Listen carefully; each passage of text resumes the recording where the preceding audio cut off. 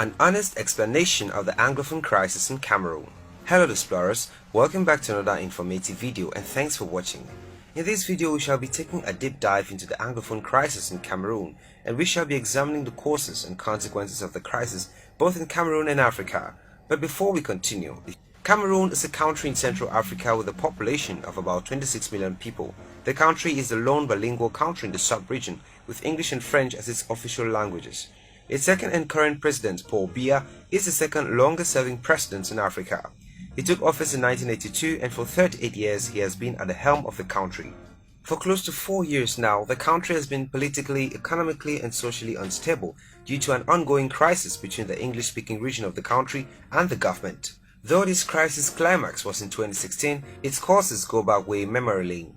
So to better understand what caused this crisis, let's start from the very beginning. In 1472, the first Portuguese explorer, called Fernando Po, stepped foot on the land today known as Cameroon. He realized the river Wouri had lots of shrimp, so he called the area Rio dos Cameros, meaning river of prawns. Until 1884, when Germany colonized the area, Cameroon was one of the countries that was greatly impacted by the slave trade. So when the slave trade was abolished and freed slaves started returning to Africa, Alfred Secker, a Baptist missionary from Britain, named the area where the freed slaves were settling in as Victoria, today known as Limbe, in honor of the Queen of England at that time. When the Germans took over, they changed the name of the area from Rio dos Cameros to Cameroon. They instilled their way of life on the people, and for 31 years, Cameroon was under German rule. When the First World War broke out in July 1914, France and Britain, who were allies, combined forces and defeated Germany. After the defeat, all former German colonies became the United Nations mandated territories. In 1919, the United Nations partitioned Cameroon between Britain and France as trusteeship territories. France was given 80% of the territory while Britain received 20%. Now the reason Britain received a smaller portion was because Britain already had control over a lot of territories, coupled with the fact that they had already started invading the Cameroon from the southwest and northwest since it was closer to Nigeria, which already belonged to them. After France and Britain took total control over these territories, they changed the name of the country from Cameroon to Cameroon, with both having different spellings. Both territories became French Cameroon and British Cameroon. France and Britain implemented their way of life and governance to their respective territories. France implemented the policy of assimilation, where they forced the locals to change everything about themselves and embrace the French culture and way of life. The locals were to speak like the French, eat like the French, and even dress like the French. Britain, on the other hand, due to its policy of divide and rule, further partitioned its own portion of Cameroon into two and named it British Northern Cameroon, which was administered as part of the Northern Nigeria, and British Southern Cameroon, which was administered as part of Eastern Nigeria. Together, both territories were administered by the British central government in Lagos. The people of British Northern Cameroon were treated fairly and had a good relationship with Northern Nigeria, while the people of British Southern Cameroon felt slighted. They were discriminated upon and treated unfairly.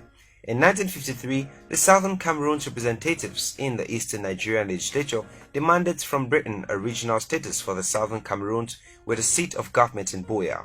In 1953, three activists from Southern Cameroon by name Dr. Emmanuel Ndele Mbela, John Gu Foncha, and Solomon Tande Muna left the National Council for Nigeria and the Cameroons (NCNC), established by the British, and formed a party called Cameroon National Congress (KNC), with the sole aim of fighting for an independent Southern Cameroon. After hard struggle from the Cameroon National Congress, Britain finally accepted a legislature in Southern Cameroon. The Order in Council of 1954 established in Buea a legislative house known as the House of Assembly of the Southern Cameroons and an executive council. During this time, Southern Cameroons gained limited autonomy as a quasi-region within the Nigerian Federation. The first sitting of the newly created House of Assembly of the Southern Cameroons met on 26 October 1954. Dr. Emmanuel Mbela Lifafa Ndele emerged as leader of the Southern Cameroons. His official title was Leader of Government Business, the reason being that the Southern Cameroon was a quasi-region and therefore only semi-autonomous. In 1955, Ndele's political views changed and he advocated for greater integration of Southern Cameroon with Nigeria, which made Njongu Foncha and Solomon Muna to leave the party and create an opposition party called the Cameroon National Democratic Party (KNDP). In 1957, United Nations Resolutions 1064 of 26th February 1957 and 1207 of December 13th, 1957 called on the administering authorities to hasten arrangements for trust territories to attain self-governance or independence. After the resolution by the United Nations, Southern Cameroon attained the status of a full region and became autonomous and fully self-governing, and the House of Chiefs was also created. This meant an election was to be conducted to vote in the new Prime Minister. The election was mainly between John Gu Foncha's KNDP and Dr. Endele's KNC. Dr. Endele won the elections and became the first Prime Minister of Southern Cameroon.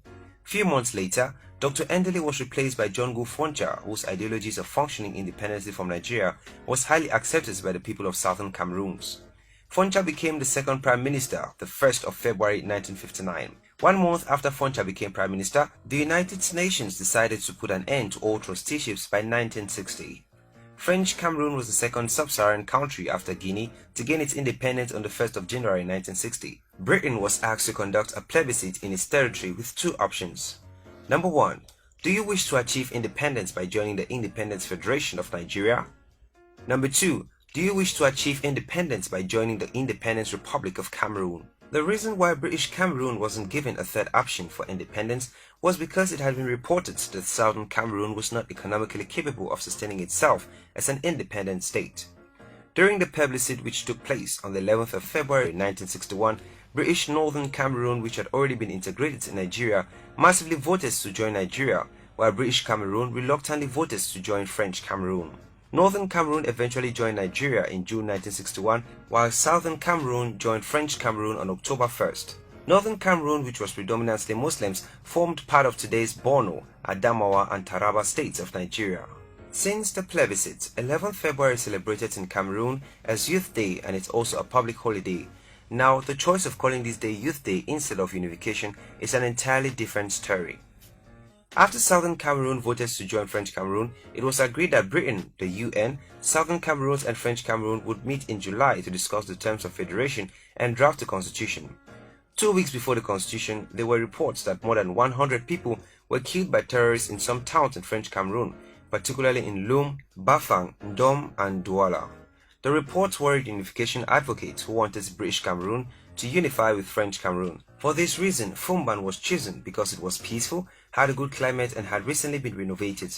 The leaders of French Cameroon wanted to make an impression and portray Ahidjo as a good leader who had everything under control.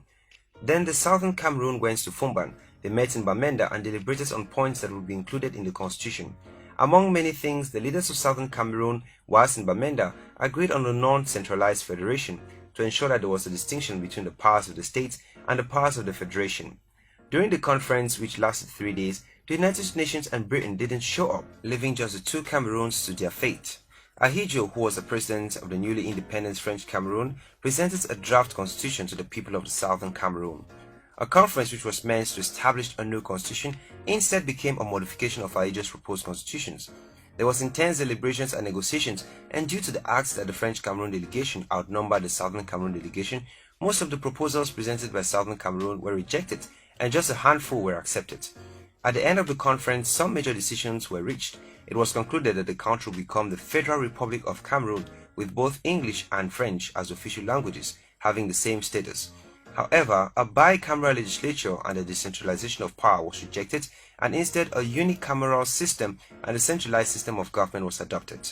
According to reports, part of the Southern Cameroon delegation had wished for the conference to be extended so they could negotiate more, but some Southern Cameroonian leaders like Foncha were too happy to be reuniting with their brothers. Coupled with the fact that they were given VIP treatment during the conference, they didn't really see a need for wasting time. The constitution for the new Federal Republic was agreed in Yaoundé in August 1961 between Ahidjo and Foncha, pending approval by the House of Assembly of the 2 states.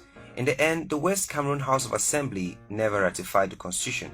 However, on October 1st, 1961, the Federal Republic of Cameroon nevertheless came to fruition with Ahidjo as president and John Gu Foncha as vice president. French Cameroon became East Cameroon and Southern Cameroon became West Cameroon. But for the purpose of this video, we shall continue using their former names for better understanding. On 30th September, the British administrators left the Southern Cameroons. The next day, the Army of French Cameroon marched over the border. The mobile wing armed police of the Southern Cameroons was disarmed by them. It is described as a forceful takeover. An official from French Cameroon was appointed in the position of a Governor General over the Southern Cameroons. His official title was Inspecteur Fédéral d'Administration. He was accountable directly to the President of French Cameroon. Then followed a host of other French Cameroon civil servants, including subsequently its police force, which literally took over southern Cameroon. In 1965, Augustin N. Njua became the Prime Minister of Southern Cameroon, but was sacked by President Ahidjo in 1968 and replaced by St. Muna. French advisors of President Ahidjo recommended the introduction of bilingual schools to educate and assimilate Southern Cameroonians in favor of French Cameroon. The aim was to slowly absorb the Anglo-Saxon Southern Cameroonians into the Francophone hemisphere. That happened additionally to the massive deployment of administrators from East Cameroon. At this point, tensions started rising in Southern Cameroon, which led to Foncha expressing his unhappiness with Ahidjo's progressive assimilation and marginalization of the people of Southern Cameroon. Ahidjo sacked him from the position of vice president and replaced him with St. Muna in 1970. In 1972, President Ahidjo declared to conduct a referendum about the form of the state. The Southern Cameroon's lawmakers heavily opposed and rejected that idea, stating that the articles in the Fumban document that read thus, "Any proposal for the revision of the present constitution which impairs the unity and integrity of the federation shall be inadmissible, and proposals for the revision shall be adopted by a simple majority vote of the members of the Federal Assembly, provided that such majority includes a majority of the representatives of each of the federated states, not through referendum." Ahidjo ignored the concerns, so under duress and to avoid bloodshed, Southern Cameroonians submitted to Ahidjo's decision. On 20th May 1972, the referendum was conducted with a favorable outcome for Ahidjo. The whole process was in violation of Article 47 of the Constitution of the Federation, which prohibited any attempts to change the federal form of the state. The name of the state was changed from Federal Republic of Cameroon to the United Republic of Cameroon. Ahidjo then divided Southern Cameroon into two parts, which he called Northwest and Southwest provinces, today known as regions. At the time, Southern Cameroonians were totally against Ahidjo's rule, and animosity started to increase among Southern Cameroonians because they felt totally disrespected and marginalized. Despite the fact that Southern Cameroonians were against Ahidjo's decisions, Cameroon as a country was doing well economically, but most resources was being moved to French Cameroon. Development projects by Southern Cameroon leaders were either rejected, cancelled or executed in French Cameroon. Due to health issues, Ahidjo could not continue as president, so he handed over power to Paul Biya, whom he had been grooming for a long time. When Biya took over power from Ahidjo, he further aggravated the whole situation by single-handedly changing the name of the country from the United Republic of Cameroon to the Republic of Cameroon, which was the initial name of French Cameroon after independence. The change led to the removal of one star from the flag, which represented the two states, implying Cameroon was one and indivisible state. Southern Cameroon, through several efforts, fought to return to federalism, but all their efforts were abortive.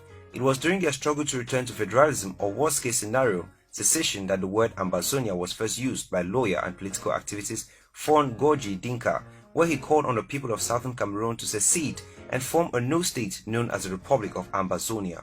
It was in this light that beginning in 1984, Ambazonia was declared to represent an intervention of the people of Southern Cameroon to return to statehood of the former British Southern Cameroon's territory. The group under Gorgie Dinka believed that by operation of the law, there should be an equal participation by the two states that made up the now extinct federation in a new vision for their countries, Republic of Cameroon and the Southern Cameroons, relations with each other. In the document dubbed the New Social Order, the Ambazonians' proposal of CACIN, the Cameroon-Ambazonian Confederacy of Independent Nations, was summarily rejected by the Republic of Cameroon. Instead, the leader of ARC, Ambazonia Restoration Council, Fon Gorgie Dinka, was arrested and tried for treason for claiming the continuing existence of the sovereignty of the Southern Cameroons in the Republic of Ambazonia. During the presidential election in 1992, Southern Cameroonians and a vast majority of French Cameroonians rallied behind John Fundi because they felt if they couldn't get secession, at least they should get someone from Southern Cameroon rule the country, because they believed if they had a Southern Cameroonian as president, they would return to federalism.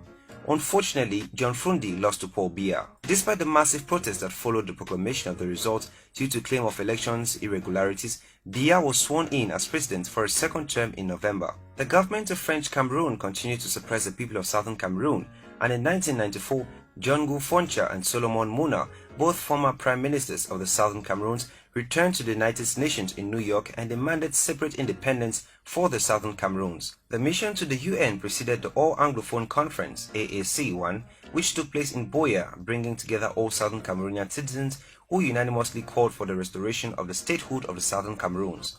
A second All-Anglophone Conference, AAC-2, was held in Bamenda, at which the decisions of AAC1 were reiterated and a reasonable time given to French Cameroon to accept a return to the two-state federation, failing which the people of the Southern Cameroons would be left with no other option than to revive its statehood and revise its independence. The implementation of AAC1 and AAC2 were however stalled by the brutal arrest and incarceration of the leaders of the AAC, with several others escaping into exile. The desire for self-determination remained alive in the people of Southern Cameroon till October 2016, when everything escalated and took another turn. The crisis started with the teachers and lawyers' peaceful protest. The lawyers had sent an ultimatum to the government of Cameroon calling for a redeployment of French-speaking judges from English-speaking courts and the translation of the Ohada law from French to English. The Cameroon government initially responded by cracking down on lawyers' demonstrations as well as separatist protesters and insurgents. This led to a full-fledged guerrilla war in southern Cameroon as teachers and students joined the lawyers in protest. Something that initially started as peaceful demonstration gradually metamorphosed into a full-blown civil war. The lawyers and teachers were accused to be the cause of the crisis, but in reality the ongoing crisis in Cameroon was caused by years of marginalization. On the 1st of October 2017, at the climax of the crisis, the separatists from southern Cameroon declared the independence of southern Cameroon, which led to more violence. On November 30, 2017, the president of Cameroon declared war on the Anglophone separatists. This marked the start of a very violent confrontation between government forces and armed separatists. The conflict started in Manu Division, where the Ambazonia Defense Force operated. From there, the conflict spread to other parts like Lebialem, Fako, Momo, Bui, and Ngokitunja. Several different armed factions have emerged, such as the Red Dragons, Tigers, ARA, Seven Kata, ABL, amongst others. Several villages and towns have been burned down, such as Kwakwa, Kembong, Tadu, Inso, and Muyenge. On 5th January 2018, members of the Ambazonia interim government, including its president Sisiku Julius Ayuk Tabe, were arrested in Nigeria and deported to Cameroon. They were subsequently arrested and spent 10 months at the gendarmerie headquarters before being transferred to a maximum security prison in Yaoundé. A trial started in December 2018. Fast forward to 2020, Biya's governments have tried every single measure possible to put an end to the crisis to no avail. Apparently, the people of southern Cameroon are determined to end the crisis only after they secede from French Cameroon, or at least return to the 1961 constitution drafted during the Fumban Conference. Since the beginning of the crisis, hundreds, tens, and thousands of lives have been lost, property destroyed, and families separated.